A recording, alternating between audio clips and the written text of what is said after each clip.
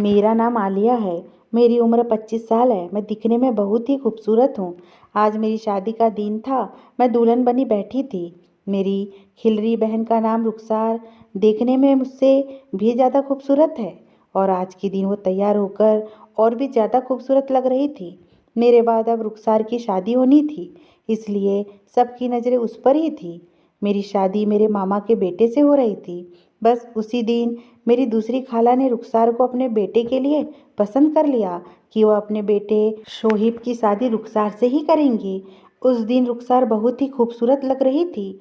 शादी के बाद खाला ने अपने बेटे को शोहिब से रुखसार की शादी करने की बात कही, तो शोहिब ने भी खुश होकर अपनी अम्मी के फैसले पर हाँ कर दी। रुखसार बेइंतहा खूबसूरत थी। मेरी शादी के बाद हमारी दावत सबसे पहले खाला ने ही और अपनी बात हमारे सामने रखी। हमारी दूसरी खाला ने कहा कि ये तो हमारी खुशकिस्मत है जो आपने रुखसार को अपनी बहू बनाने का सोचा, वरना यतीम लड़कियों की कब अच्छे रिश्ते मिलते हैं। उन दिनों हमारी खाला ज़्यादा अमीर नहीं थी, लेकिन हमारी दूसरी खाला सही थी, क्योंकि रुखसार के अब्बू का इंतकाल को 7 साल से ज़्यादा हो चुके थे और उसके बाद से ही मेरी अम्मी उन्हें हमारे घर ले आई थी और तब से आज तक हम सब मिलजुल कर रहते थे। रुखसार के अब्बू एक सरकारी दफ्तर में मुंशी थे। उस समय उनकी तनख्वाह भी कम थी। रुखसार के अब्बू एक ईमानदार मुंशी थे और मेहनत और ईमानदारी के चलते उनका गुजारा बहुत मुश्किल से होता था। कुछ वक्त के बाद हमारे अब्बू का भी इंतकाल हो गया।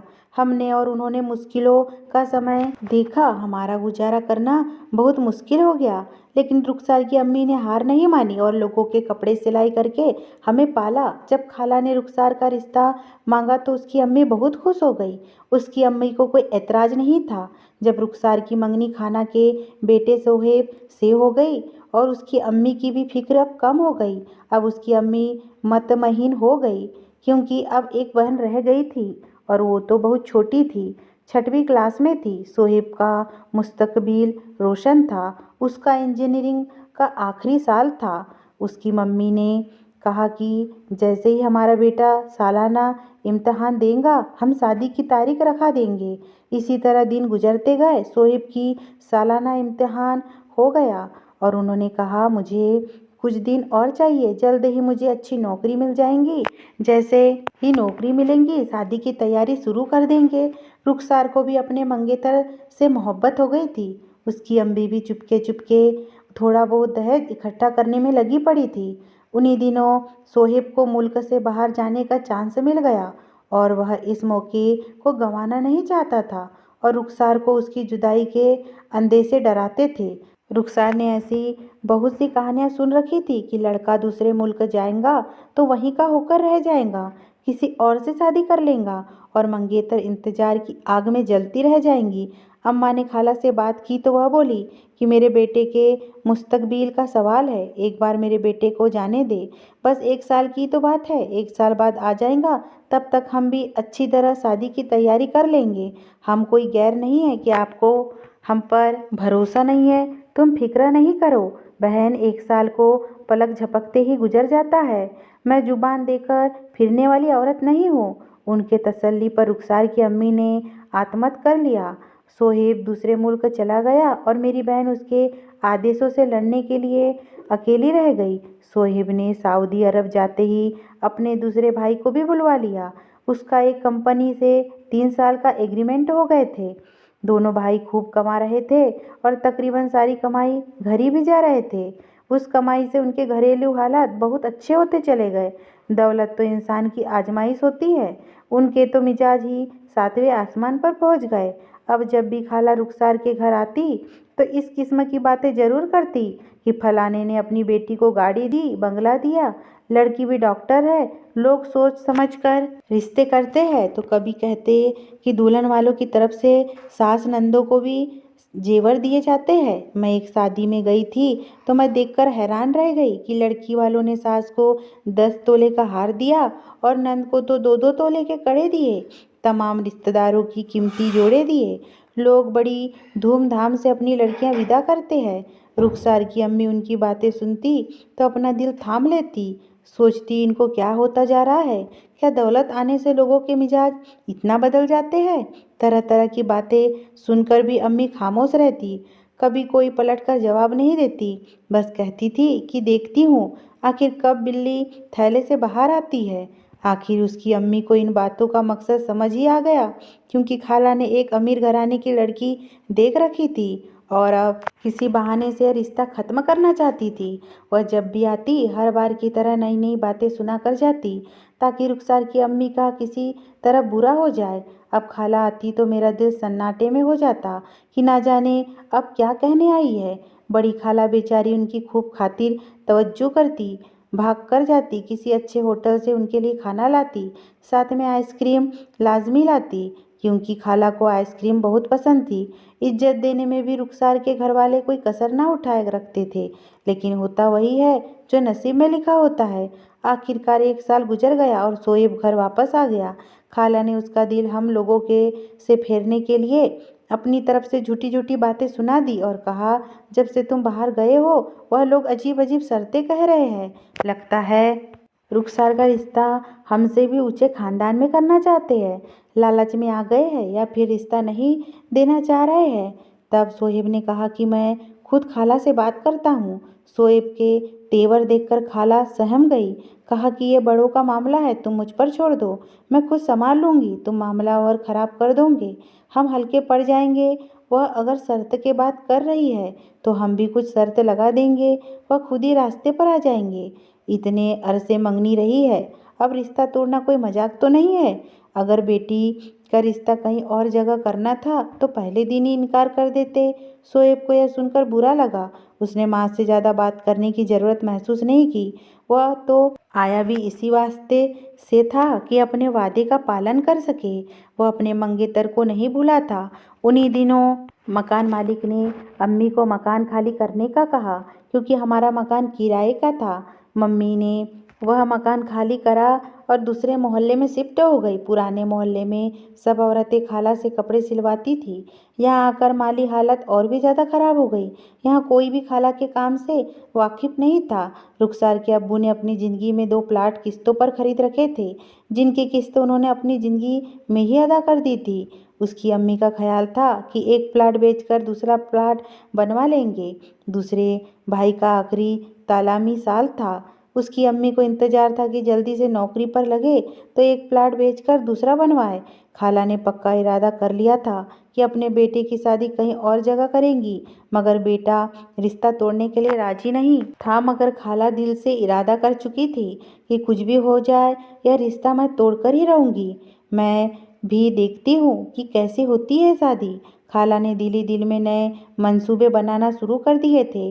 बेटे के कहने पर खाला शादी की तारीख लेने आ गई। साथ में यह भी सुना गई कि अब सोसाइटी में हमारा खास मकान है। देखो, लड़की को खाली हाथ नहीं भेजना, वरना लोग तरह तरह की बातें बनाएंगे और सास नंदों को भी कुछ जेवर देना होगा, वरना हमारे मेहमान हंसेंगे कि किन लोगों में रिश्ता कर दिया है। रुखसार की अम्मी ने उनकी बातों को तहम्मुल से सुना। उन्होंने पाई पाई जोड़कर मेहमानों के लिए खाने का इंतजाम और शादी का खर्चा इकट्ठा किया था।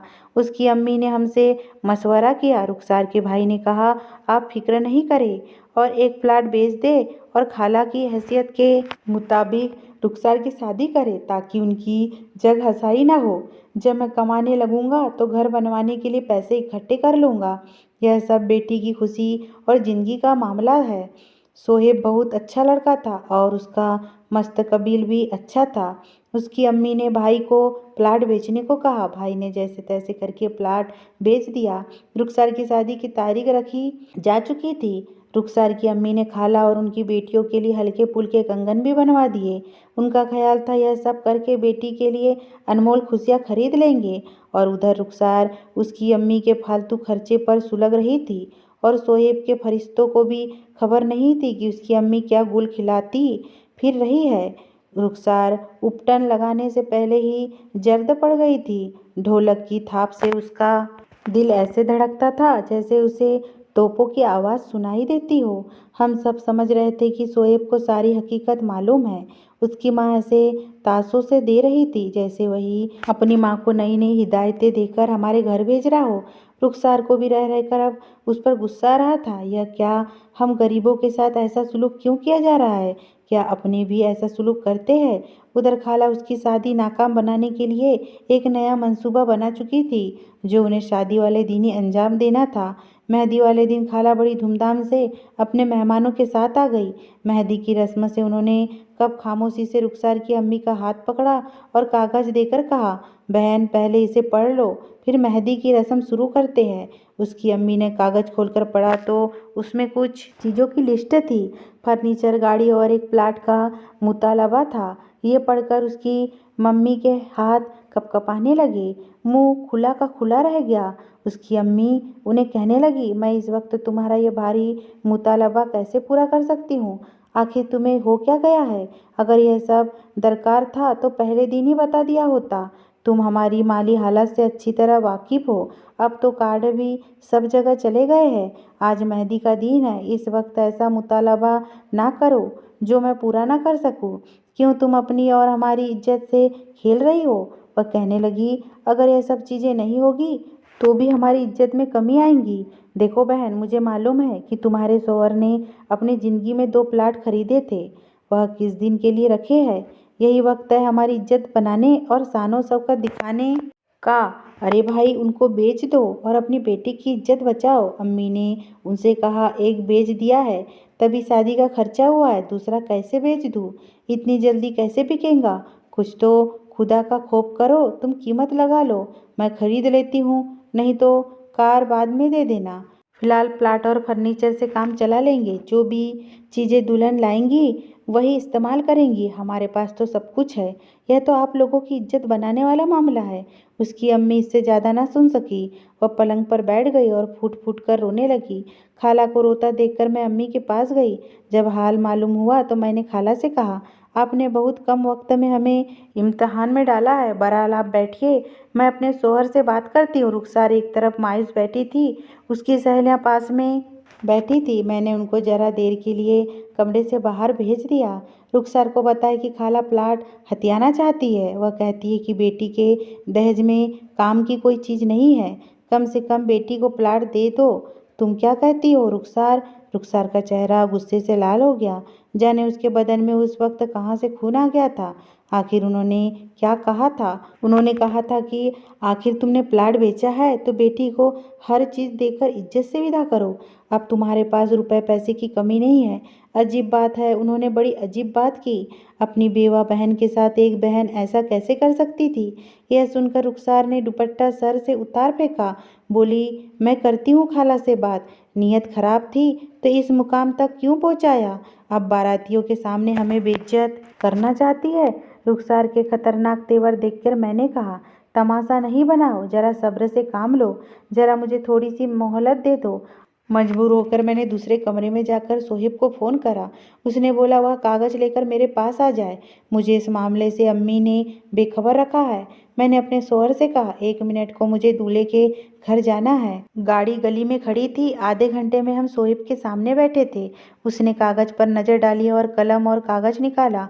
मेरे शौहर से कहा कि मैं बोलता जाता हूँ, आप लिखते जाइए। खालाजान, आपको भारी फर्नीचर, बर्तनों के सेट, फ्रिज, यहाँ तक कि कार तक दहेज में मिल जाएगा। लेकिन मेरी भी एक शर्त है। मेरे डिफेंस के लिए आपको भी मेरे लिए 1 करोड़ का बंगला खरीदना होगा, जहाँ मैं अपने भारी दहेज को सजाऊंगी। उस घर में सिर्फ मैं और शोएब रहेंगे। अगर आपको मेरी फरमाइश मंजूर है तो ठीक है, वरना हमें भी आपका मुतालबा मंजूर नहीं। फ़कत रुखसार शोएब से कहा, आप ये खत मम्मी को दे दीजिए, आगे मैं संभाल लूँगा। ये तहरीर रुखसार की तरफ से खाला को पहुँचेंगी तो वह चक्कर खा गई और भागते हुए अपने बेटे के पास गई कि देखो उन लोगों की शराफत, इतनी गुरमत के बावजूद हम उनकी लड़की ले रहे हैं, ऊपर से उनके ऐसे नखरे। इतनी बड़ी शर्त लगा दी। शोएब ने अपने बाहर होते हुए माँ को थामा और वह बोला, आपने भी तो एक लिस्ट खाला जान को दी है। उन्होंने तो इनकार नहीं किया। अभी बाजी और भाई आए थे जो लिस्ट तुमने भिजवाई है हम उसको पूरा करने में लगे पड़े हैं, फिक्र मत करो। अम्मी, जब वह गरीब होकर अपनी इज्जत रख रहे हैं तो हम तो साहेब हैसियत होकर भी उनका कहा क्यों नहीं माने। हम अपनी एक कोठी रुखसार के नाम कर देते हैं।